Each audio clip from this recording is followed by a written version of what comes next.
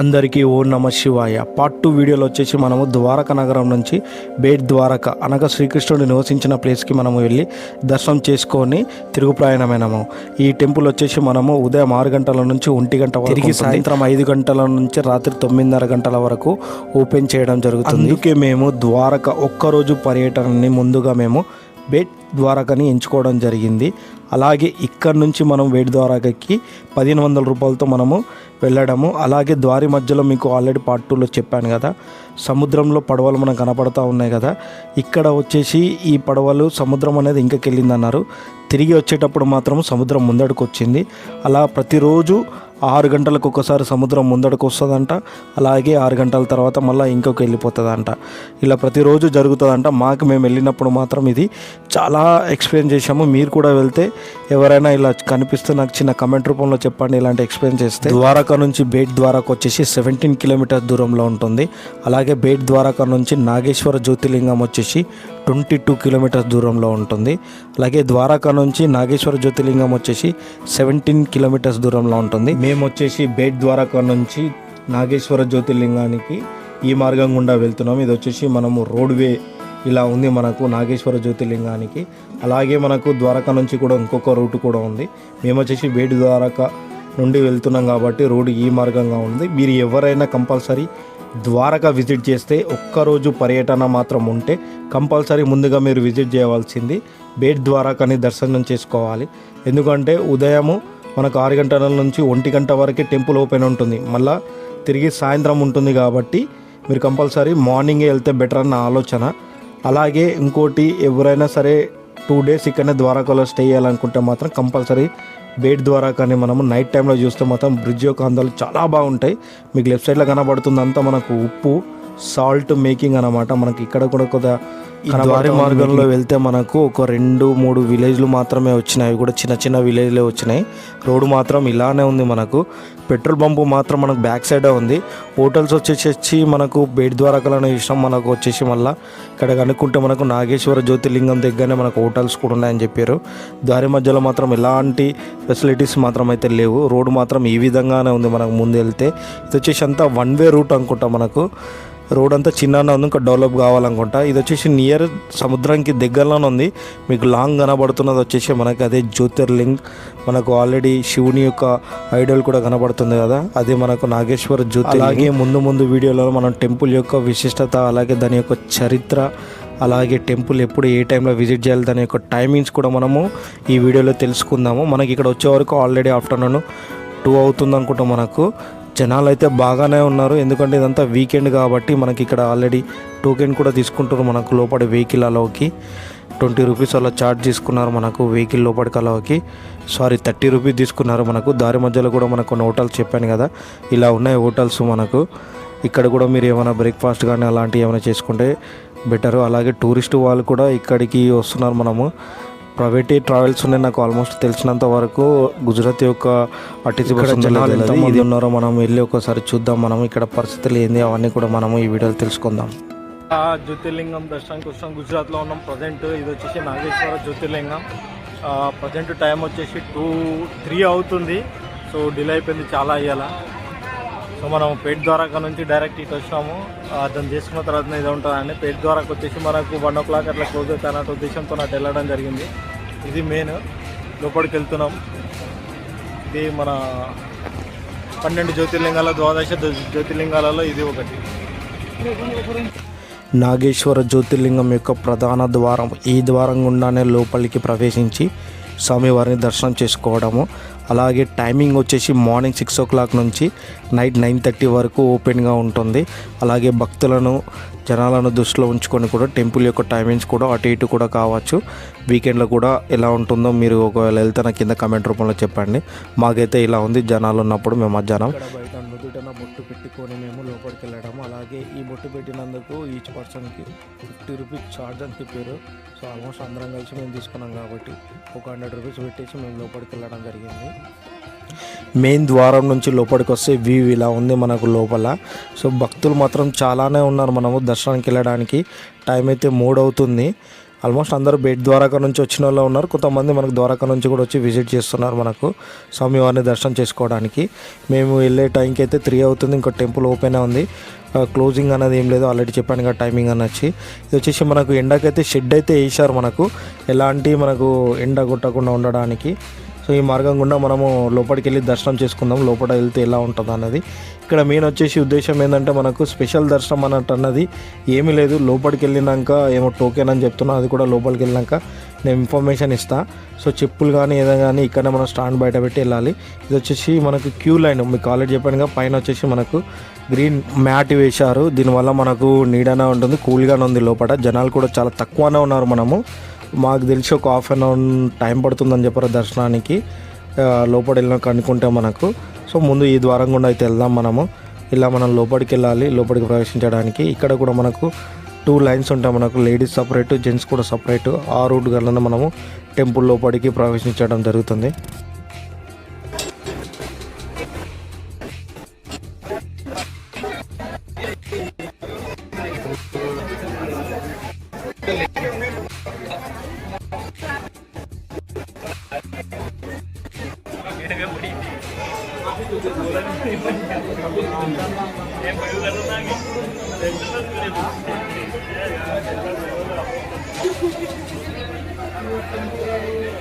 Temple లోపలికి ప్రవేశించిన తర్వాత వ్యూ ఇలా ఉంటుంది మనకు. ఇక్కడ మనకు స్పర్శ దర్శనానికి 500 రూపీస్ చార్జ్ తీసుకుంటారు, అది కూడా 1 పర్సన్కి మాత్రమే. అలాగే ఫ్యామిలీలో 2, ఒక బాబు ఒక పాప ఉంటే మనకు 1000 రూపీస్ తీసుకుంటారు. ఇది ఒక్కటి మీరు చూసుకోరు. లోపలికి వెళ్ళిన తర్వాత స్పర్శ దర్శనం చేసుకోవాలనుకుంటే మీకు ఆల్రెడీ డిస్ప్లేలో కనబడుతుంది కదా, అది మనకు జ్యోతిర్లింగం. అలాగే మనం ముందు వెళ్తూ మనము టెంపుల్ యొక్క చరిత్ర గురించి, నాగేశ్వర జ్యోతిర్లింగ చరిత్ర తెలుసుకుంటే మన భారతదేశంలో ఉన్న 12 జ్యోతిర్లింగాల్లో 8వ జ్యోతిర్లింగం నాగేశ్వరము దారుకావనే. ఈ క్షేత్రంలో ఉన్న జ్యోతిర్లింగాన్ని నాగేశ్వర జ్యోతిర్లింగంగా వ్యవహరిస్తారు. ఈ ఆలయంలో శివుడు నాగేశ్వరుడుగా, అమ్మవారు నాగేశ్వరునిగా కొలువుదీరుతారు. ఈ ఆలయం చుట్టూ ఉన్న అరణ్య ప్రాంతాన్ని దారుకా వనం అని పిలుస్తారు. ఇప్పుడు నాగేశ్వర జ్యోతిర్లింగం యొక్క విశిష్టత గురించి తెలుసుకుందాము.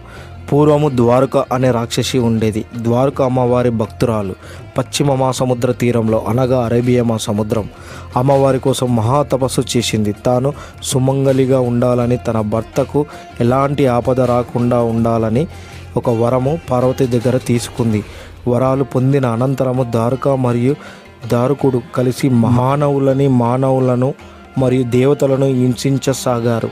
అప్పుడు దేవతలు భృగు మహర్షి యొక్క కొడుకు అయిన ఔర్వ మహర్షి వద్దకు చేరి దారుక దంపతుల యొక్క అకృత్యాల గురించి చెప్పి రక్షించమని కోరుకున్నారు. అది విన్న ఔరుడు తక్షణం ఒక యజ్ఞం చేసి ఆ యజ్ఞం నుంచి వచ్చే అమృతాన్ని దేవతలకు ఇచ్చాడు. అమృతాన్ని స్వీకరించి శక్తి పొందిన దేవతలు ద్వారక యొక్క రాక్షస సైన్యం పైన యుద్ధం చేసి ఓడించారు. అప్పుడు ఆ రాక్షసులు భూమండలం నుంచి పారిపోయి పశ్చిమ సముద్రంలోని ఒక ద్వీపంలో జీవిస్తూ సముద్రం వైపు ప్రయాణించే వాళ్ళను భక్షించసాగారు. ఆ కాలంలో ఒక శివభక్తుడు ఉండేవాడు. అతని పేరు సుప్రియుడు. అతను ఒక 14 ఓడలను తీసుకొని వ్యాపార నిమిత్తం సముద్ర ప్రయాణం చేస్తూ ఉండేవాడు. అలా ప్రయాణిస్తూ పశ్చిమ సముద్రంలోని రాక్షస సైన్యం జీవిస్తున్న ద్వీపం వద్దకు చేరుకున్నాడు. అప్పుడు దారుకుని రాక్షస సైన్యము సుప్రియుని మరియు వారి అనుచరులను తీసుకువెళ్ళి తమ చెరసారాల్లో బంధించారు. తదనంతరము ఆ ఓడల్లో ఉన్న జీవులను రోజుకు కొంతమందిని చొప్పున రాక్షసులు భుజించసాగారు. అంతటితో భయభ్రాంతులైన జనాలు వెళ్ళి సుప్రియుడు తన భార్యతో పాటు తనను బంధించిన ప్రాంతంలో ఒక సైకత లింగాన్ని ప్రతిష్ఠించి శివుణ్ణి పార్థివ లింగాన్ని పలు విధాలుగా పూజించాడు. ఇలా శివ పూజ చేస్తూ ఉండగా కాపల కాస్తున్న రాక్షస భటులు సుప్రియుడు ఏదో పూజ చేస్తున్నాడని భావించి దారుక దంపతులను ఇక్కడ జరుగుతున్న తంతు గురించి వివరించారు. అప్పుడు దారుకతో పాటు అక్కడికి చేరుకున్న దారుకుడు సుప్రియుడు పూజ చేస్తున్నాడని భావించి తన ఖడ్గంతో సుప్రియుణ్ణి సంహరించబోయాడు. అప్పుడు ఒక్కసారిగా పార్థివలింగం నుంచి కోటి సూర్యకాంతులతో ఈశ్వరుడు ఆవిర్భవించాడు. శివుడు రాక్షస సైన్యాన్ని సంహరించాడు. చివరిగా దారకుడిని సంహరించపోగా దారుక పార్వతీదేవిని వేడుకుంది. జగన్మాత పార్వతీదేవి ప్రత్యక్షమై తాను ద్వారక యొక్క మంగళ్యాన్ని కాపాడుతానని వరమిచ్చానని గనుక దారుకుడిని సంవరించడం తగదు అని పార్వతీదేవి విభేదించింది. అప్పుడు శివుడు దారుక దంపతులు ఎంతో మందిని హింసించి భక్షించారని, చివరికి పరమ పుణ్యాత్ముడైన సుప్రియుని కూడా బంధించి చంపడానికి ప్రయత్నించారని, అటువంటి వారిని కాపాడడం తగదు గనక వీళ్ళ వల్ల ప్రజలు గండం రాకుండా చెయ్యి అని శివుడు పార్వతీదేవితో పలికాడు.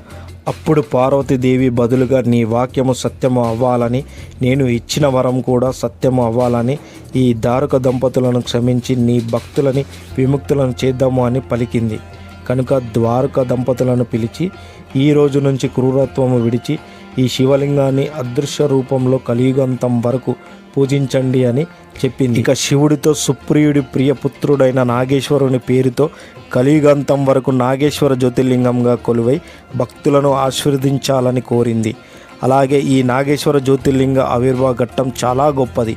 మహానుభావుడైన ఈశ్వరుని జ్యోతిర్లింగాలలో శ్రేష్టమైనది. అలాగే నాగేశ్వర జ్యోతిర్లింగ రూపం ఈ జ్యోతిర్లింగ రూప దర్శనం వలన కలి దోషం తొలగిస్తుందని, అంతేకాకుండా ఈ ఆలయంలో శివలింగ రూపంలో ఉన్న పరమేశ్వరుని అమ్మవారితో కలిపి అర్చన చేయడం వల్ల కూడా సకల శుభాలు పొందుతారని శివుడి వారి ఈ ఆలయం యొక్క ప్రత్యేకతలు తెలుసుకుంటే మనకు రుద్ర సంహిత ప్రకారం ఈ క్షేత్రాన్ని దర్శించే వారికి ఎలాంటి విషయాల నుండి అనగా సర్ప విషయాల నుండి శివుడు రక్షిస్తాడు.